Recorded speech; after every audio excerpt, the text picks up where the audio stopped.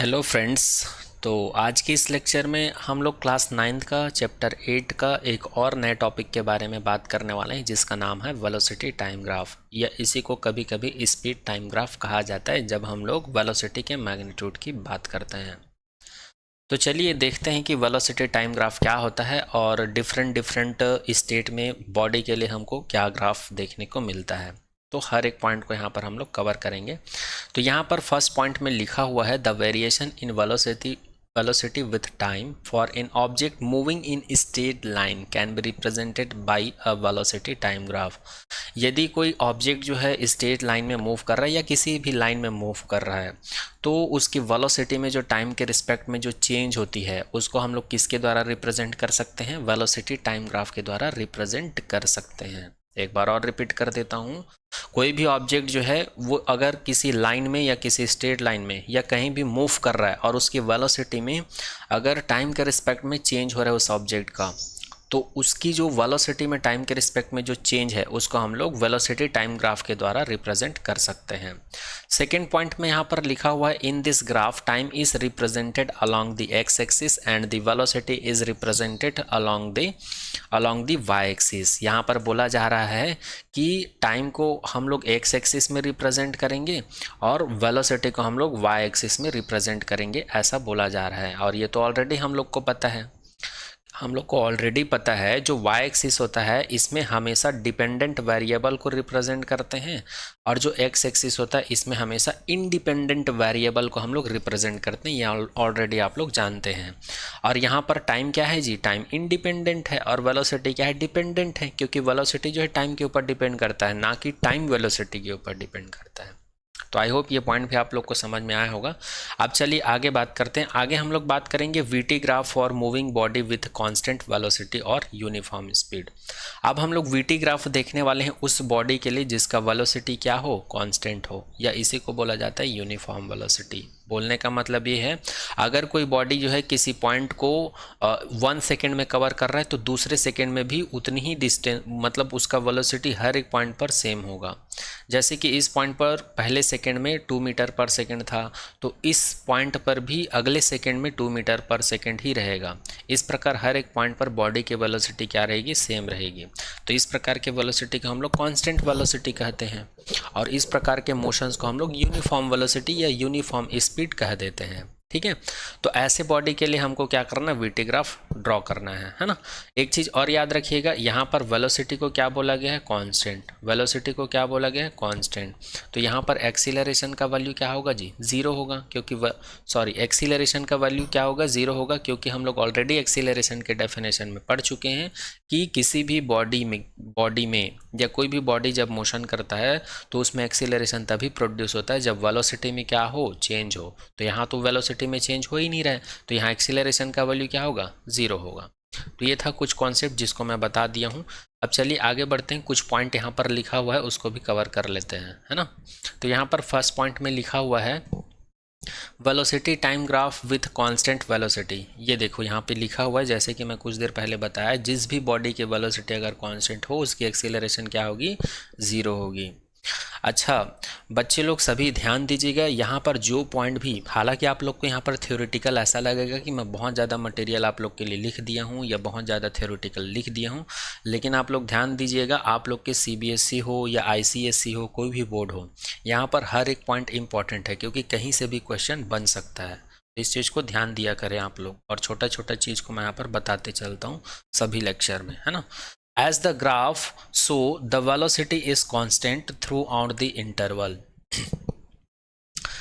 तो यहाँ पर कांस्टेंट वेलोसिटी होता है, इसके लिए हमको जीरो एक्सेलरेशन मिलता है, और इसी को हम लोग नीचे दो जो ग्राफ दिया हुआ है उसके थ्रू समझेंगे अलग अलग टाइम इंटरवल के लिए कि वेलोसिटी यहाँ पर कांस्टेंट कैसे है।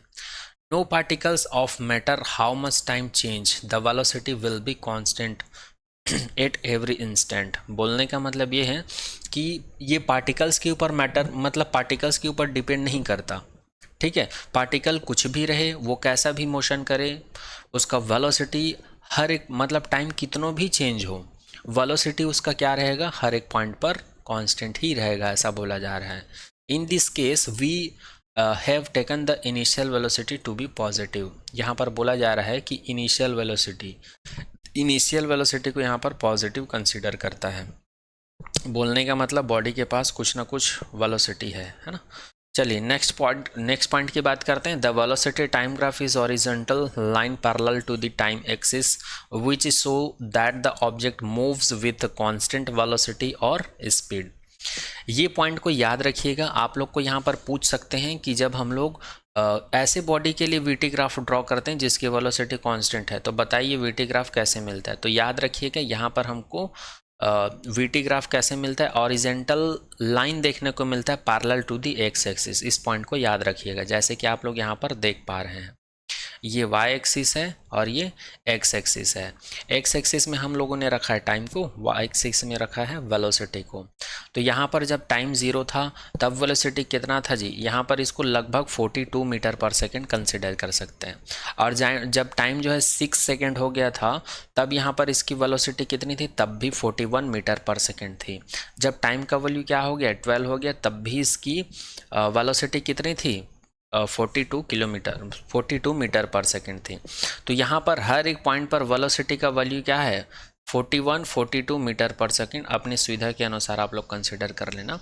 टाइम का वैल्यू कुछ भी हो, 2 सेकेंड हो, 4 सेकेंड हो, 6 हो, 10 हो, 12 हो, हर एक पॉइंट पर हमको वेलोसिटी क्या मिल रही है, सेम मिल रही है।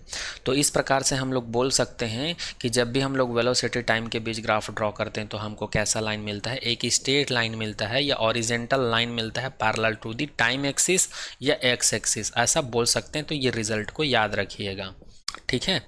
अच्छा, आप लोग को एग्जाम में एक और चीज़ पूछ सकता है, यहाँ पर ये जो एरिया है, ये वाला जो एरिया है, ये क्या डिफाइन कर रहा है। ये वेलोसिटी एरिया होता है कि स्पीड एरिया होता है कि एक्सीलरेशन एरिया होता है कि डिस्प्लेसमेंट एरिया होता है, ऐसा भी पूछा जाता है। तो याद रखिएगा, हम लोग को पता है एरिया का डेफिनेशन होता है लेंथ इंटू ब्रेड्थ।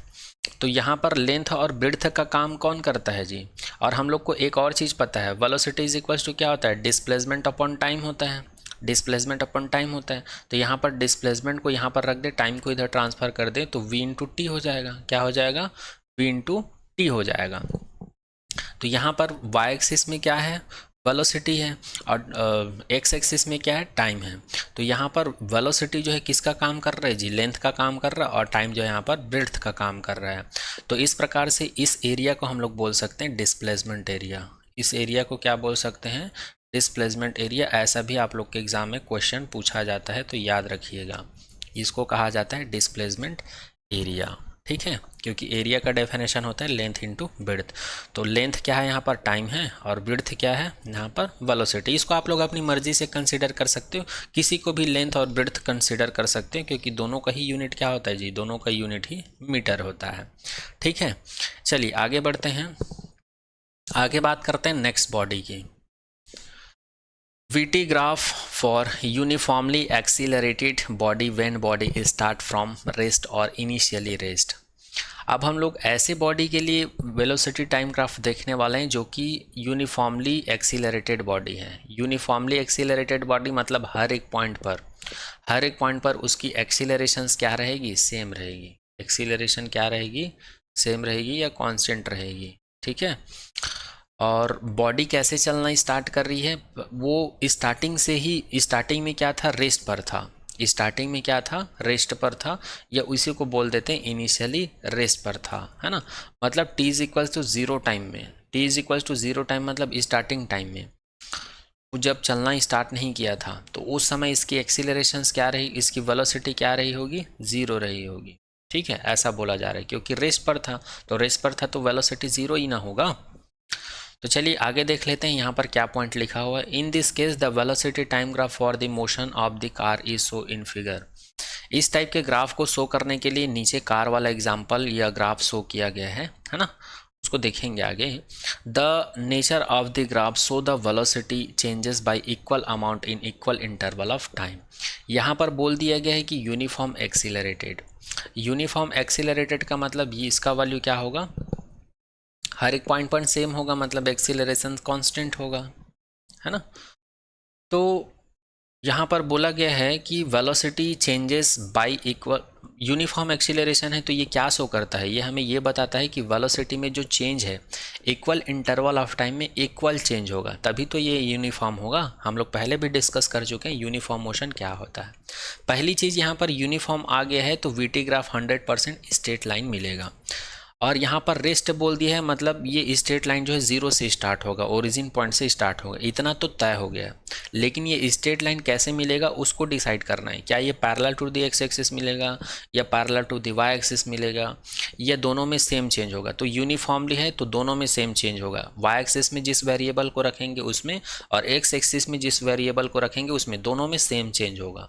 तो उसी को यहाँ पर बोला गया है। तो हम लोग यहाँ पर वीटी ग्राफ की बात कर रहे हैं, तो वाई एक्सिस में किसको रखेंगे जी, वेलोसिटी को रखेंगे, और एक्स एक्सिस में टाइम को रखेंगे, है ना। तो यहाँ पर वेलोसिटी में जो चेंजेस होगी टाइम के रिस्पेक्ट में वो इक्वल चेंज होगा इक्वल इंटरवल ऑफ टाइम में, ये पॉइंट यहाँ पर लिखा हुआ है।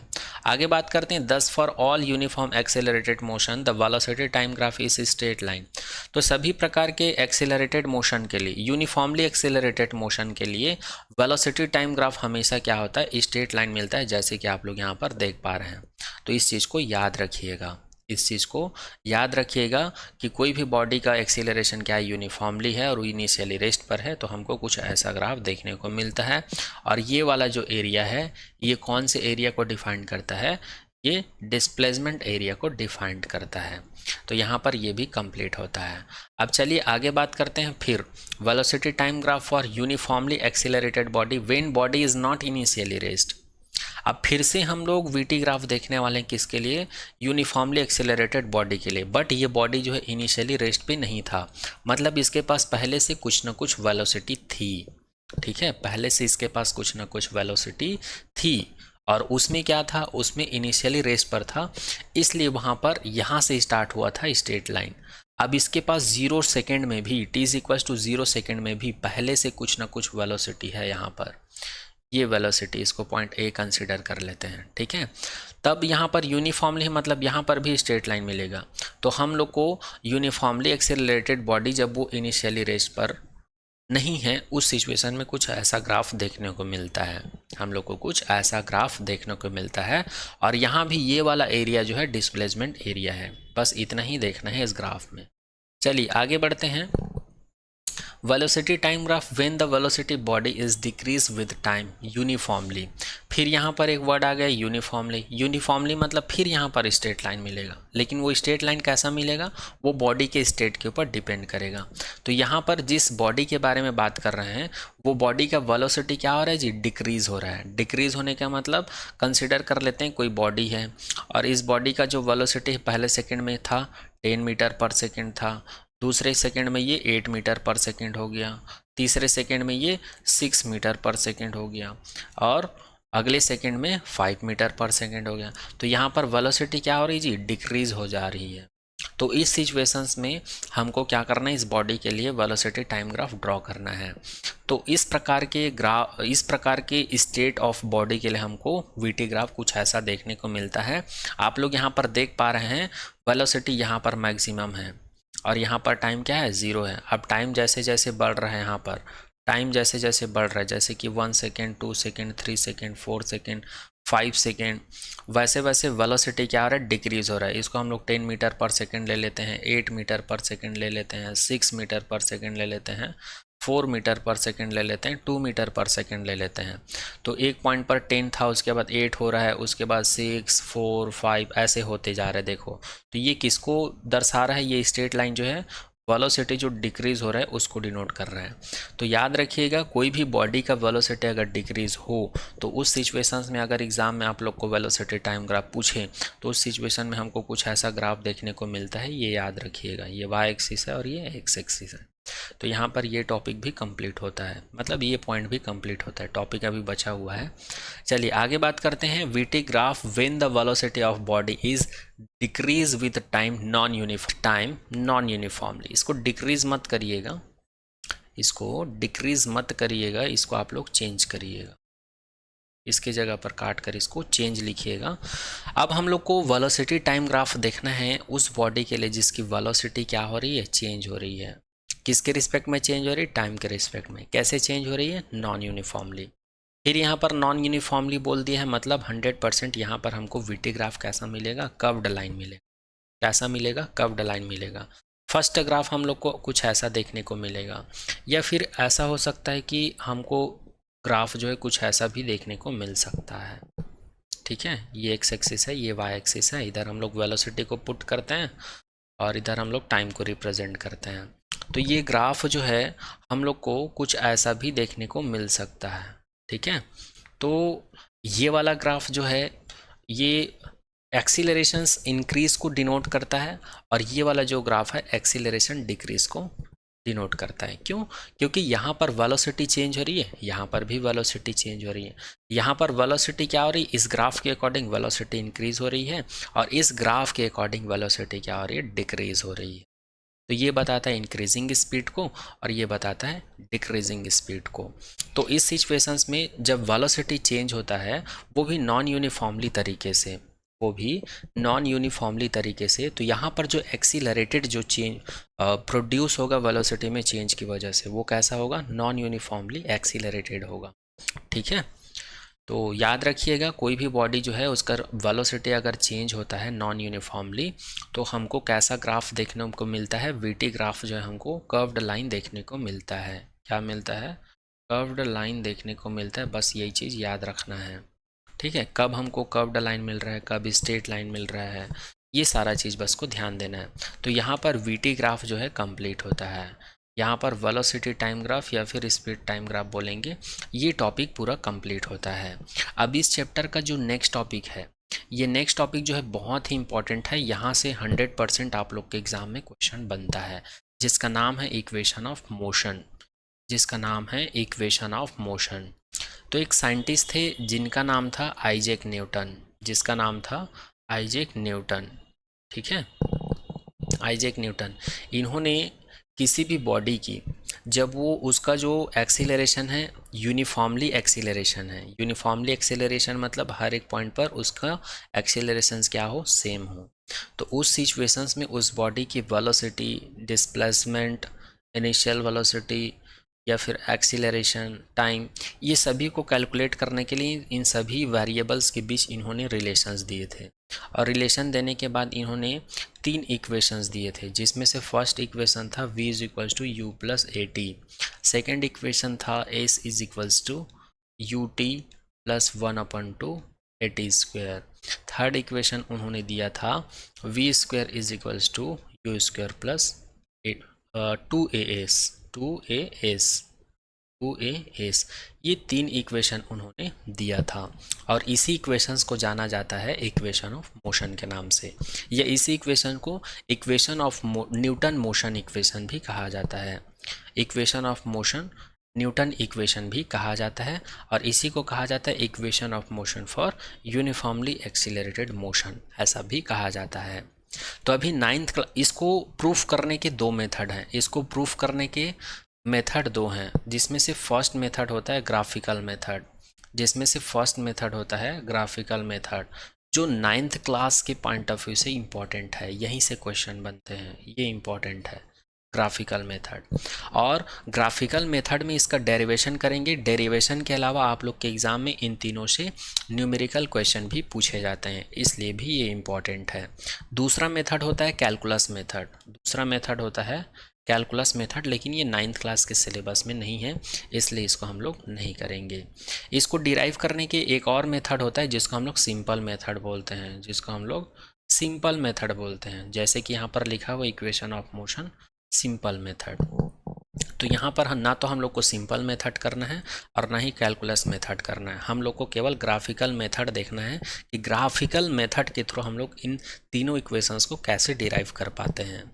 तो चलिए स्टार्ट करते हैं इसका डेरिवेशन। आई होप ये पॉइंट समझ में आ गया होगा, आगे हम लोग अभी क्या पढ़ने वाले हैं। ठीक है, तो चलिए स्टार्ट करते हैं न्यूटन मोशन इक्वेशंस का डेरिवेशन थ्रू ग्राफिकल रिप्रेजेंटेशन।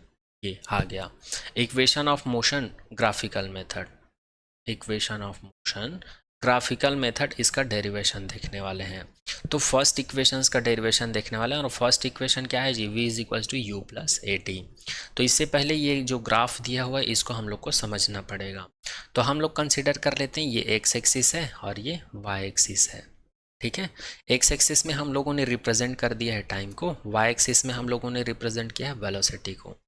और यहाँ पर कंसिडर कर लेते हैं जो जिस बॉडी की एक्सीलरेशंस के बारे में बात किया जा रहा है वो इनिशियली रेस्ट पे नहीं है, मतलब ज़ीरो टाइम पर भी इसकी कुछ ना कुछ वेलोसिटी रही होगी। इसको हम लोग पॉइंट ए से रिप्रेजेंट किए हैं। यहाँ पर एक लाइन लिए हैं, एक स्लोप लिए हैं ए बी।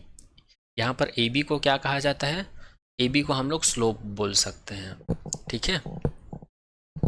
यहाँ पर ए बी को क्या कहा जाता है, यहाँ पर ए बी को एक स्लोप लाइन बोल सकते हो, जो कि हमको ये बताता है कि velocity time graph straight line है, मतलब एक्सीलरेशन यहाँ पर क्या है, यूनिफॉर्मली है। यहाँ पर एक्सीलरेशन क्या है, यूनिफॉर्मली है। बट जो बॉडी की, जिस बॉडी की एक्सीलरेशन की बात किया जा रहा है वो इनिशियली रेस्ट पर नहीं था, ठीक है। तो ए बी यहाँ पर क्या चीज़ है, एक स्लोप है या एक स्ट्रेट लाइन है, ठीक है। और यहाँ पर ये जो पॉइंट ओ है और ए के बीच का जो डिस्टेंस है इसको यू कंसिडर किए हैं। ये वाला जो डिस्टेंस है ये हमको ये बताता है कि जिस बॉडी के बारे में बात कर रहे हैं उसकी इनिशियल वेलोसिटी कितनी रही होगी, तो उसकी वेलोसिटी इतनी रही होगी। तो याद रखिएगा यहाँ पर स्मॉल यू हमको क्या बताता है, इनिशियल वेलोसिटी को बताता है। स्मॉल यू यहाँ पर क्या बताता है, इनिशियल वेलोसिटी को बताता है।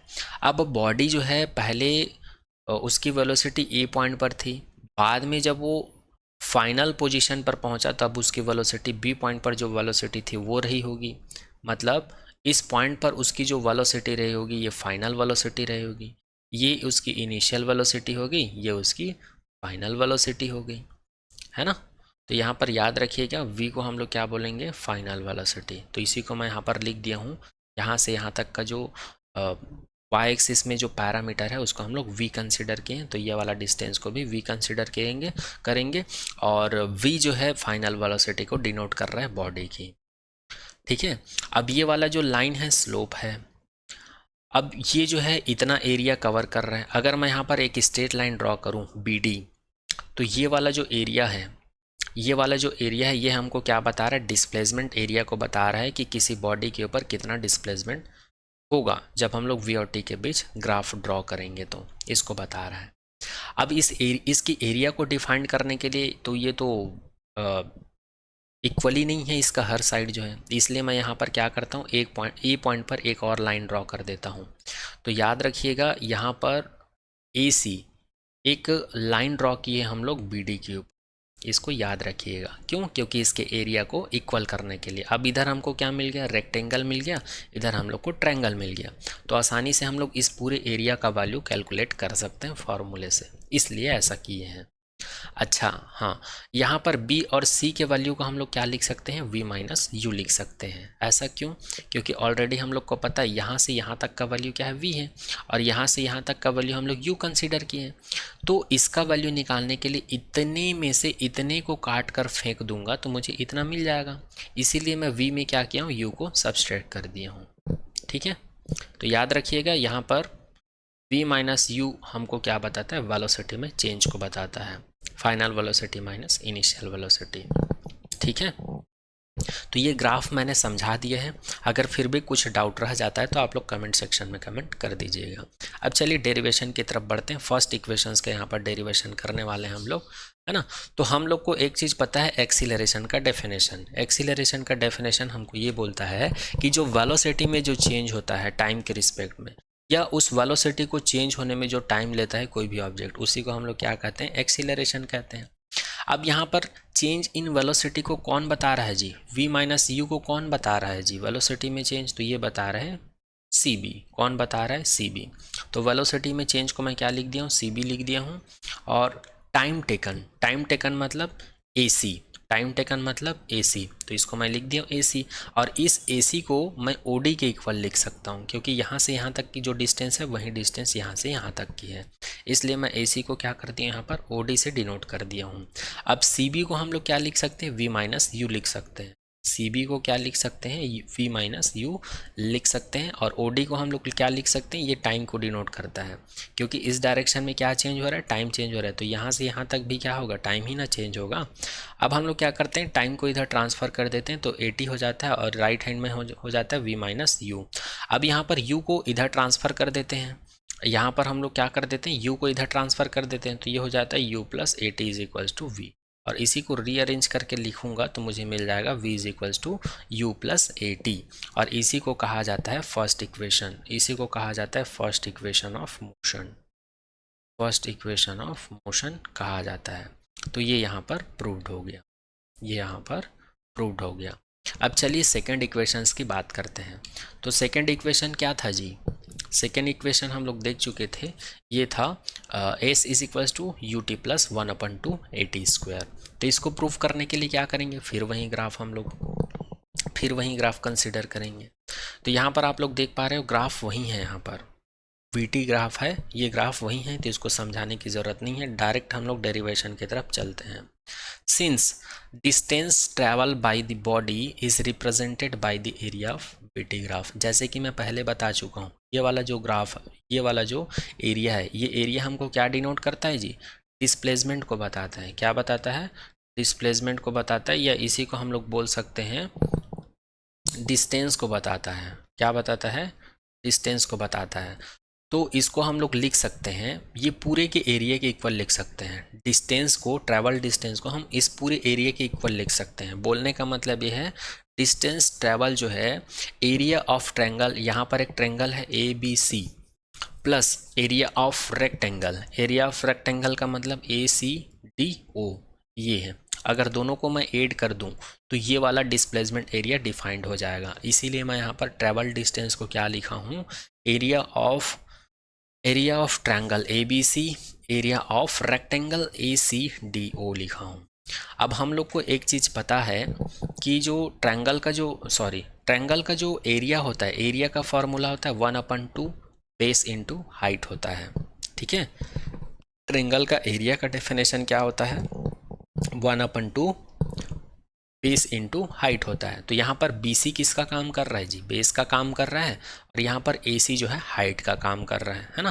तो यहाँ पर हम लोग BC क्रॉस AC लिख दें, प्लस OA क्रॉस OD, ये है बेस इंटू हाइट, ये हो गया है। अब यहाँ पर हम लोग एरिया ऑफ रेक्टेंगल लिखने वाले हैं, तो रेक्टेंगल का जो एरिया होता है लेंथ इंटू ब्रेड्थ होता है, तो ये है रेक्टेंगल ACDO। तो यहाँ पर OD को हम लोग क्या कंसिडर करते हैं, ब्रेड्थ कंसिडर कर लेते हैं, और ये जो CD है, CD या फिर इसी को OA लिख सकते हो, क्योंकि दोनों का डिस्टेंस क्या है, सेम है, यहाँ से यहाँ तक का डिस्टेंस, यहाँ से यहाँ तक का डिस्टेंस सेम है, तो CD को हम लोग OA कंसिडर कर सकते हैं, तो OA क्रॉस OD हो जाएगा। अब यहाँ पर BC को हम लोग क्या लिख सकते हैं, BC को हम लोग लिख सकते हैं V माइनस यू, इसलिए यहाँ लिख दिए हैं, और AC को हम लोग क्या लिख सकते हैं, T, AC को हम लोग क्या लिख सकते हैं, T के इक्वल लिख सकते हैं। क्यों, क्योंकि यहाँ पर किस में चेंज हो रहा है, AC मतलब OD के इक्वल लिख सकते हैं, और OD का मतलब टाइम में चेंज, यहाँ से यहाँ तक क्या है, टाइम है, इसलिए हम लोग यहाँ पर टाइम लिख दिए हैं। प्लस OA, OA क्या है यहाँ पर, OA इसको हम लोग U कंसिडर करे हैं, तो यहाँ पर U लिख दिए हैं। OD का मतलब क्या है, टाइम।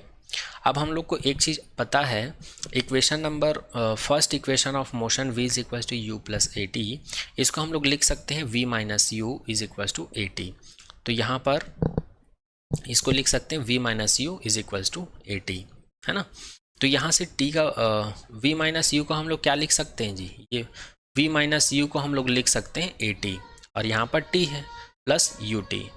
अब इसको रीअरेंज करके लिखेंगे तो ये क्या हो जाएगा, s is equals to u t, और इसको लिखेंगे 1/2 ए टी स्क्वायर।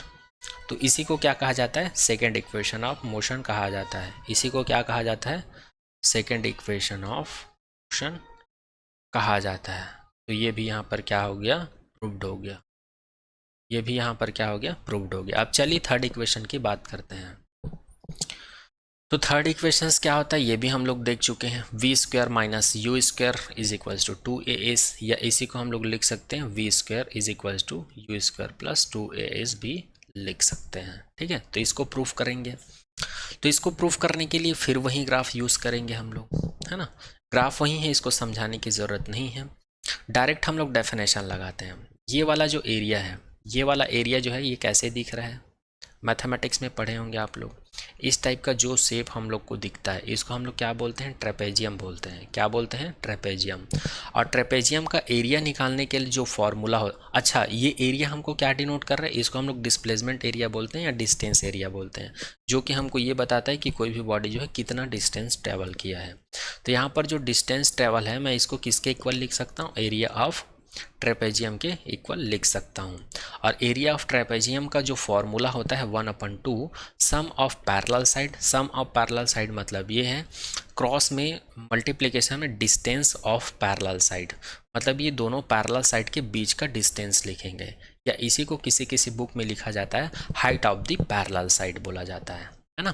तो ये फॉर्मूला लगाएंगे हम लोग, तो ये हो जाएगा S is equals to 1/2 sum of parallel side. तो सम ऑफ पैरेलल साइड क्या है, OA है और BD है, तो यहाँ पर OA लिख दिया प्लस BD लिख दिया, क्रॉस करके distance between the two parallel side. ये एक पैरेलल साइड है, ये दूसरा पैरेलल साइड है, दोनों के बीच का डिस्टेंस यहाँ पर क्या है जी, OD है। क्या है, OD है, तो OD लिख दिया। अब OA को क्या लिख सकते हैं, U लिख सकते हैं। BD को क्या लिख सकते हैं, BD को हम लोग लिख सकते हैं V लिख सकते हैं। और OD को क्या लिख सकते हैं, OD को हम लोग लिख सकते हैं T।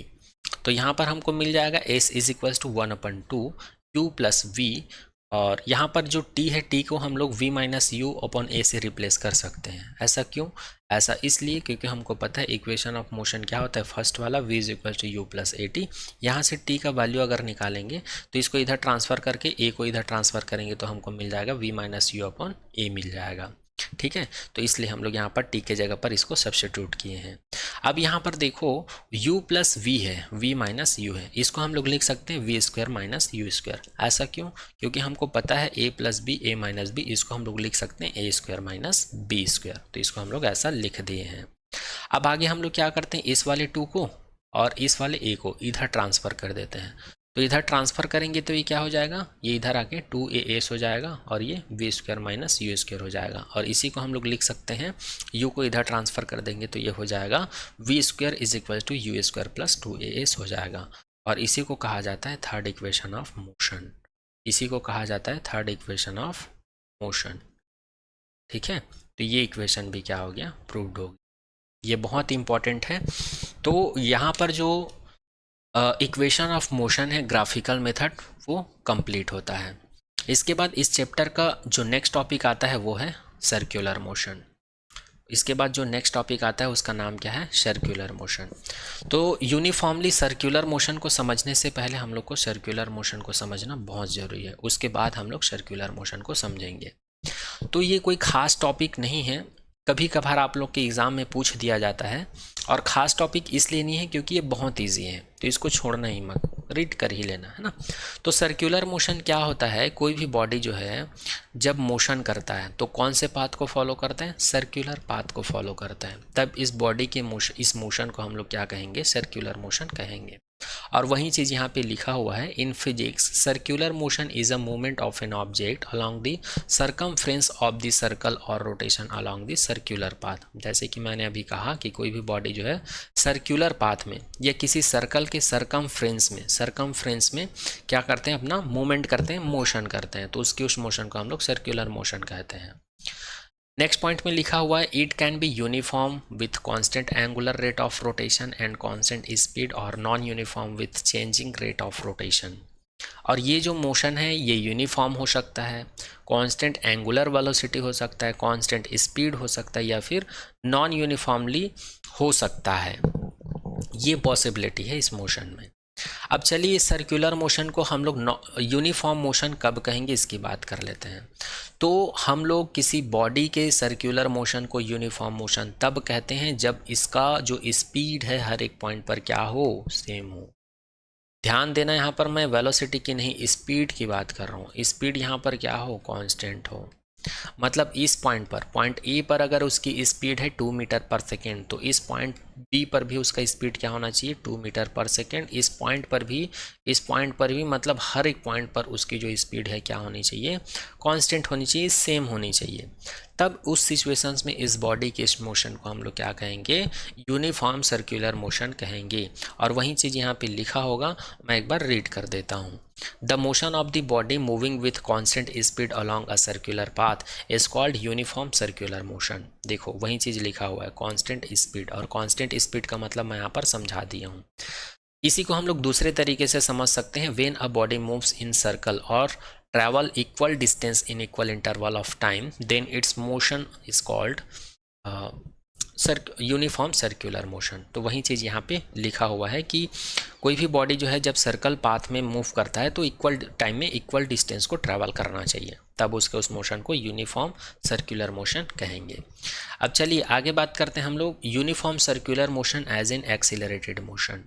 अब यहाँ पर बोला जा रहा है कि कोई भी बॉडी जो है जो सर्कुलर पाथ में मोशन करता है तो ये एक्सीलरेटेड मोशन होता है। क्या होता है? एक्सीलरेटेड मोशन, मतलब यहाँ पर कुछ ना कुछ क्या होगी, एक्सीलरेशन होगी।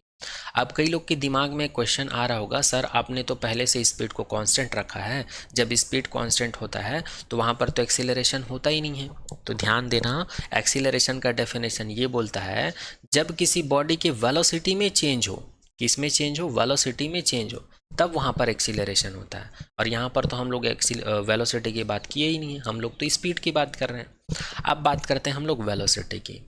तो यहाँ पर बच्चे लोग याद रखना, वेलोसिटी जो है यहाँ पर चेंज होता है। अब चेंज क्यों होता है? जैसे कि ये सर्कुलर मोशन है, ये ए पॉइंट है, ये बी पॉइंट है, ये सी पॉइंट है, ये डी पॉइंट है और ये ई पॉइंट है।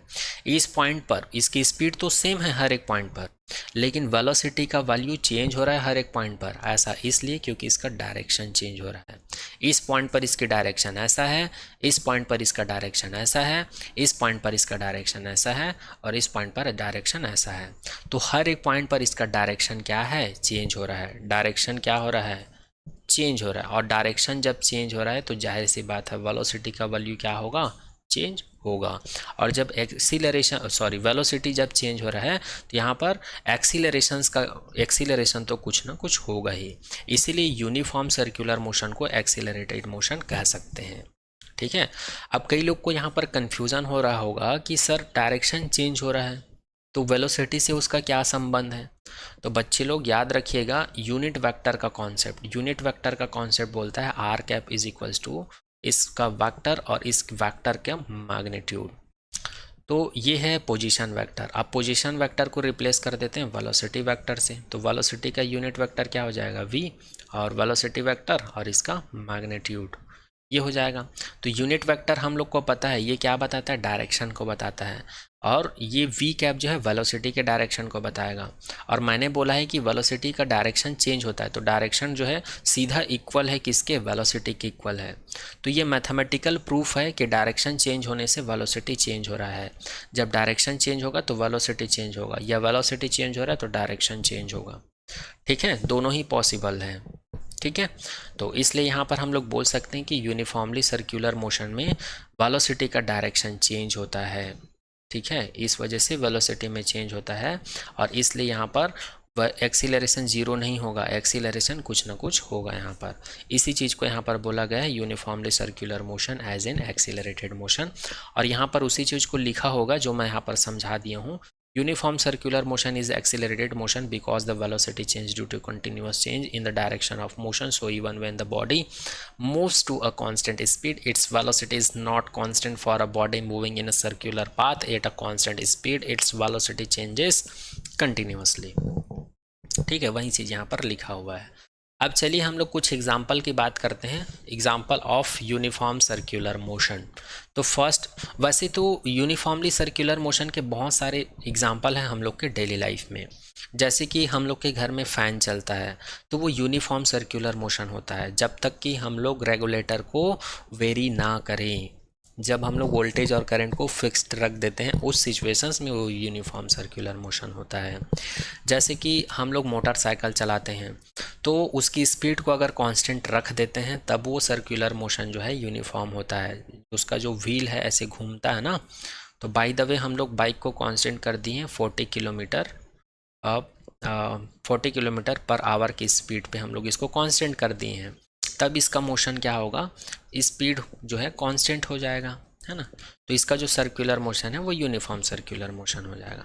और बहुत सारे एग्जांपल हैं, यहाँ पे लिखा हुआ इसको पहले देख लेते हैं। Motion of artificial satellite around the earth is an example of uniform circular motion. आप लोग को तो पता होगा जो सन होते हैं इसके चारों तरफ सभी प्लेनेट क्या करते हैं, चक्कर लगाते हैं, जैसे कि ये अर्थ है। तो अर्थ जो है सन का चक्कर लगाता है, चारों तरफ घूमता है ना। उसी प्रकार अर्थ के चारों तरफ सैटेलाइट घूमता है। सैटेलाइट जैसे कि मून, वैसे सैटेलाइट 2 टाइप्स के होते हैं, आर्टिफिशियल और नेचुरल। हम लोग नेचुरल की बात कर रहे हैं। यहाँ पर मून क्या है जी, नेचुरल सैटेलाइट है, किसका, अर्थ का। ठीक है। तो जब हम लोग सूर्य के चारों ओर अर्थ के रोटेशन की बात करें या फिर अर्थ के चारों ओर मून के रोटेशन की बात करें तो इसका टाइम फिक्स रहता है कि इतने दिन में ये इतना चक्कर लगाएगा। और ये टाइम जो है फिक्स इसलिए है क्योंकि इसका स्पीड कांस्टेंट है। ऐसा इसलिए क्योंकि इसका स्पीड कांस्टेंट है। तो इसके इस मोशन को हम लोग क्या बोल सकते हैं, यूनिफॉर्म सर्कुलर मोशन कह सकते हैं। नेक्स्ट है the motion of electron around its nucleus. ये भी आप लोग को पता होगा, किसी भी एटम्स के सेंटर पे क्या पाया जाता है, न्यूक्लियस। और न्यूक्लियस में क्या पाया जाता है, प्रोटॉन और न्यूट्रॉन। और इसके चारों ओर इलेक्ट्रॉन क्या करते हैं, रिवॉल्व करते हैं। तो इलेक्ट्रॉन इसके और चारों ओर रिवॉल्व करते हैं, तो ये यूनिफॉर्म मोशन है। लेकिन इलेक्ट्रॉन का मोशन भी यहाँ पर इसका स्पीड कांस्टेंट रहता है। मतलब ये मूव तो करता है लेकिन इसका स्पीड जो है सेम टाइम में सेम डिस्टेंस ट्रेवल करता है। ठीक है। इसलिए इसके सर्कुलर मोशन को भी हम लोग यूनिफॉर्म सर्कुलर मोशन कह सकते हैं। ठीक है। ये नॉन यूनिफॉर्म तब होता है जब हम लोग इसको कोई थर्मल एनर्जी या फिर इलेक्ट्रिकल एनर्जी दे देते हैं, तब ये नॉन यूनिफॉर्म मोशन होता है। नेक्स्ट है the motion of blades of wind mills. Wind mills मतलब सोलर ऊर्जा तो देखे होंगे, सौर ऊर्जा देखे होंगे, जिसमें बड़ी बड़ी ब्लेड्स लगे रहती हैं, ऐसे बड़ी बड़ी ब्लेड्स लगे रहते हैं, है ना, ऐसे बड़ी बड़ी ब्लेड्स लगी रहती हैं। तो जब ये घूमता है, एयर के संपर्क में आने से जब ये घूमता है, तो जब इसका स्पीड जो है कांस्टेंट रहता है, घूमता है और कांस्टेंट स्पीड के साथ घूमता है, तब इसकी भी मोशन को हम लोग क्या बोल सकते हैं, यूनिफॉर्म सर्कुलर मोशन बोल सकते हैं। ठीक है। अदरवाइज ये सर्कुलर मोशन होगा। क्यों? क्योंकि ज़रूरी थोड़ी है हवा इसके ऊपर सेम स्पीड से सेम अमाउंट में हवा इसके ऊपर कांटेक्ट में आए, ज़रूरी नहीं है। तो हवा जो है सेम अमाउंट में जब इसके कांटेक्ट में आएंगे तब ये यूनिफॉर्मली सर्कुलर मोशन करेगा। ठीक है। नेक्स्ट बात करते हैं the tip of second hand of watch with circular dial show uniform circular motion. अच्छा, ये आप लोग का एनसीईआरटी बुक का स्क्रीनशॉट डाला गया है, जिसमें से फर्स्ट है रेक्टेंगुलर ट्रैक, सेकंड है हेक्सागोनल ट्रैक, और ये है ऑक्टागोनल ट्रैक, और ये है सर्कुलर ट्रैक। तो ये सभी क्या होंगे, सभी यूनिफॉर्म सर्कुलर मोशंस के एग्जाम्पल होंगे। अब कई लोग के दिमाग में आ रहा होगा इसका शेप तो अलग अलग है सर, ये कैसे यूनिफॉर्म हो सकता है। तो सबसे पहली चीज़, सर्कुलर मोशन का मतलब ये है कि कोई भी बॉडी जिस पॉइंट से चलना स्टार्ट कर रहा है उसी पॉइंट पर वापस आना चाहिए और इसको बार बार अपने मोशन को रिपीट करता है, ये सर्कुलर मोशन है। अब ये यूनिफॉर्म सर्कुलर मोशन तब होगा जब ये सेम पाथ को सेम टाइम में ट्रैवल करेगा। जैसे कि ये पाथ और ये पाथ दोनों सेम है, ये वाला पाथ दोनों सेम है। तो जिस टाइम में इसको ट्रैवल करेगा, ए से बी तक जितने स्पीड में आएगा उतने ही स्पीड में सी से डी तक जाएगा, और जितने स्पीड में बी से सी पॉइंट तक जाएगा उतने ही स्पीड में डी से ए तक आएगा। तो यहाँ पर स्पीड क्या हो गई जी, कांस्टेंट हो गया, है ना। तो इस प्रकार के मोशंस को हम लोग क्या बोलेंगे, यूनिफॉर्म सर्कुलर मोशन बोलेंगे। उसी प्रकार इसको भी समझ सकते हैं, उसी प्रकार इसको भी समझ सकते हैं, और इसको तो मैं बता ही चुका हूँ कि ये यूनिफॉर्म सर्कुलर मोशन है। ठीक है। तो यहाँ पर ये भी कंप्लीट होता है। अब आगे एक छोटा सा कॉन्सेप्ट है, छोटा सा कॉन्सेप्ट मतलब एक फॉर्मूला है, उसको याद रखिएगा। चलिए बता देता हूँ। यहाँ पर एक पॉइंट लिखा हुआ है, we know that the circumference of circle radius r is given by 2πr। ये 2πr लिखाया हुआ है, ये एक्चुअल में 2πr है। क्या है ये, 2πr है। If the athletes takes t second to go around the circular path of radius r, the speed is given by। यहाँ पर बोला ये जा रहा है जैसे कि ये एक सर्कुलर पाथ है, इस सर्कुलर पाथ में एक एथलीट है, इस एथलीट को कुछ नाम दे देते हैं, इसको टिंकू नाम दे देते हैं। ये एक टिंकू बाबू है और ये इस सर्कुलर ट्रैक में दौड़ रहा है और इसको पूरा इस सर्कल को कंप्लीट करने में वो कितना टाइम ले रहा है, टी टाइम ले रहा है। तब हमको क्या बतानी, इसकी वेलोसिटी बतानी या इसकी स्पीड बतानी है। तो चूंकि हम लोग को पता है स्पीड का डेफिनेशन क्या होता है, डिस्टेंस होता है। स्पीड का डेफिनेशन क्या होता है, डिस्टेंस अपॉन टाइम होता है ना। तो यहाँ पर इसको कंप्लीट करने में कितना टाइम ले रहा है, टी टाइम ले रहा है। तो स्पीड में टाइम का वैल्यू क्या हो जाएगा, टी, और डिस्टेंस का वैल्यू क्या हो जाएगा, चूंकि ये सर्कुलर पाथ है ना, सर्कुलर पाथ पे बोला जा रहा है, तो सर्कुलर पाथ का जो डिस्टेंस होता है वो कितना होता है, यहाँ पर ये दिया हुआ है। अगर इसका रेडियस क्या है, आर है, तो ये सर्कुलर ट्रैक का डिस्टेंस कितना हो जाएगा, 2πr। कितना हो जाएगा, 2πr। तो ये डिस्टेंस का वैल्यू क्या हो जाएगा, 2πr। तो इस फॉर्मूले को याद रखिएगा, कोई भी बॉडी अगर सर्कुलर ट्रैक में मूव कर रहे हैं तो उसकी वेलोसिटी निकालनी है या फिर उसका स्पीड निकालना है। तो याद रखिएगा उसका स्पीड होता है v is equals to 2πr/t। इसी बस को बताना था और यही फार्मूला जो है नीचे लिखा हुआ है, ये आप लोग देख सकते हैं। Circular motion formula v is equals to 2πr/t, जहाँ पर v को बोला जाता है टेंजेंशियल स्पीड। क्या बोला जाता है, टेंजेंशियल स्पीड। अब कई लोग को यहाँ पर दिक्कत होगा कि टेंजेंशियल स्पीड क्या है सर। तो यहाँ पर हम लोग क्या कर रहे थे, स्पीड को डिफाइन कर रहे थे ऐसे, यहाँ पर स्पीड को डिफाइन कर रहे थे, यहाँ पर ऐसे स्पीड को डिफाइन कर रहे थे, यहाँ पर स्पीड को। तो इस वजह से इसको टेंजेंशियल स्पीड कहा गया है, क्योंकि सर्कुलर पाथ के हर एक पॉइंट पर उसका डायरेक्शन क्या है, अलग अलग है ना। चलिए, आर को कहा जाता है रेडियस ऑफ सर्कल और टी को कहा जाता है यहाँ पर पीरियड। क्या कहा जाता है, पीरियड।